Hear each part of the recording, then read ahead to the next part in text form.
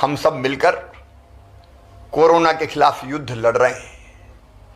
राहत की बात यह है कि अब लगातार पॉजिटिविटी रेट कम होता चला जा रहा है। 22 अप्रैल को पॉजिटिविटी रेट जहाँ 24.29% था, ये घटते घटते आज 25 अप्रैल को 23.01% हो गया। एक और राहत की बात है कि अब जहाँ संक्रमित होने वाले भाई और बहनों की संख्या लगभग स्थिर है, 13,000 के आसपास बनी हुई है, वहीं स्वस्थ होकर घर जाने वाले भाई और बहनों की संख्या तेजी से बढ़ी है। 19 अप्रैल को ये संख्या 6,836 थी, 25 अप्रैल को बढ़ के 11,324 हो गई। लगातार स्वस्थ होने वालों की संख्या बढ़ रही है, रिकवरी रेट हमारा बढ़ता चला जा रहा है, लेकिन अभी लंबी लड़ाई बाकी है।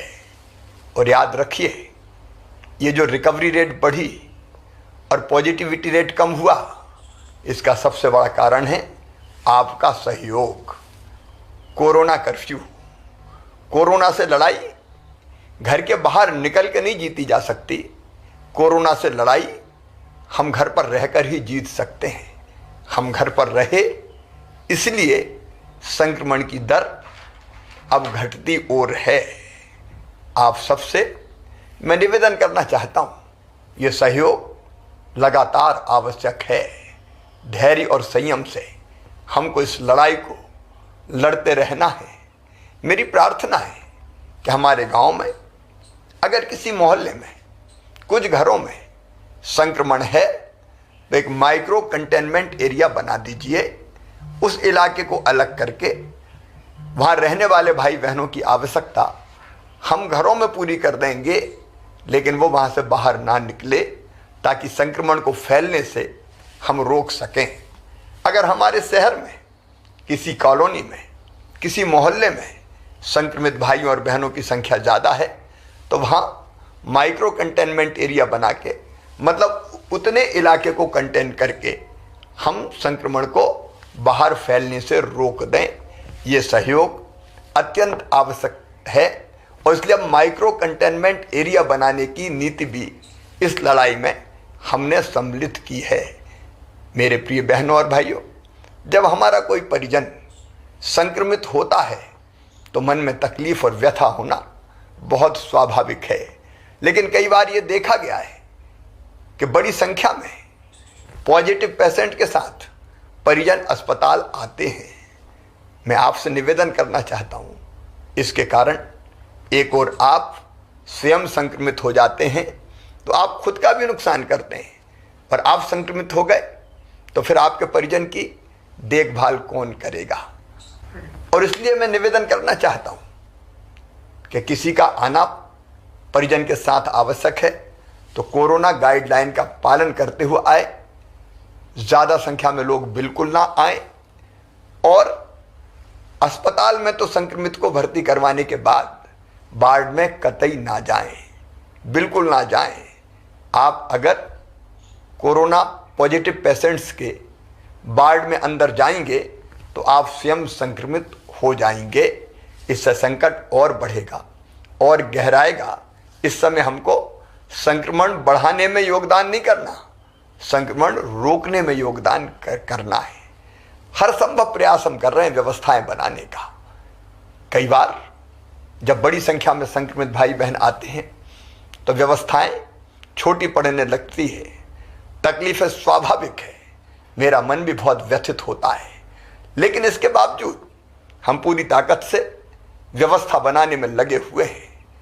ऑक्सीजन की आपूर्ति लगातार बनी रहे और बढ़ती रहे, इसका हर संभव प्रयास जारी है।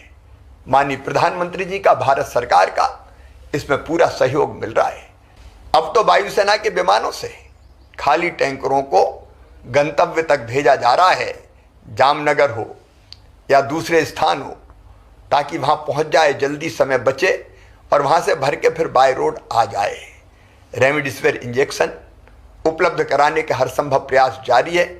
ऑक्सीजन रेल से भी आए इसकी व्यवस्था भी हमने की है।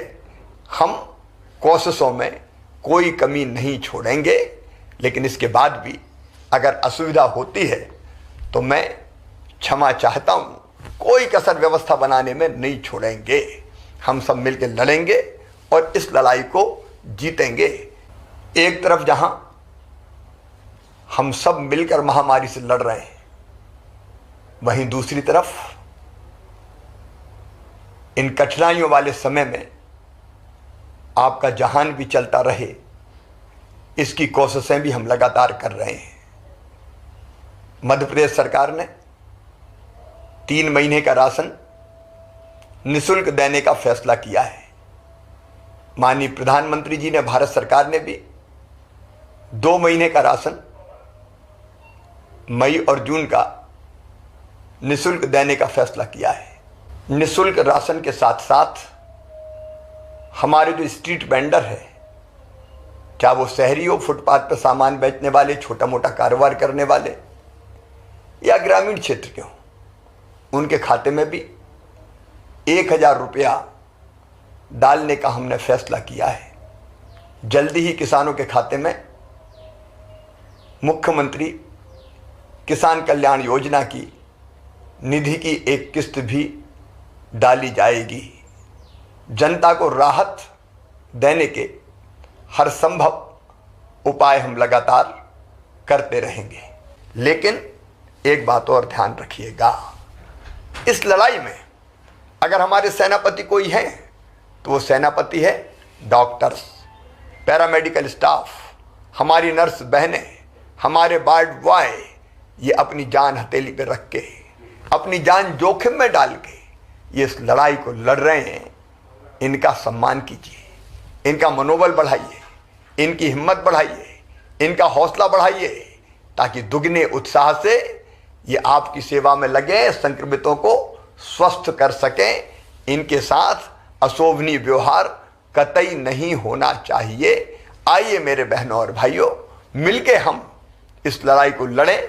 मेरा विश्वास है कि जो रणनीति हमने बनाई है उस पर अगर हम ठीक ढंग से चलते रहे तो निश्चित तौर पर कोरोना हारेगा, हम जीतेंगे। बहुत बहुत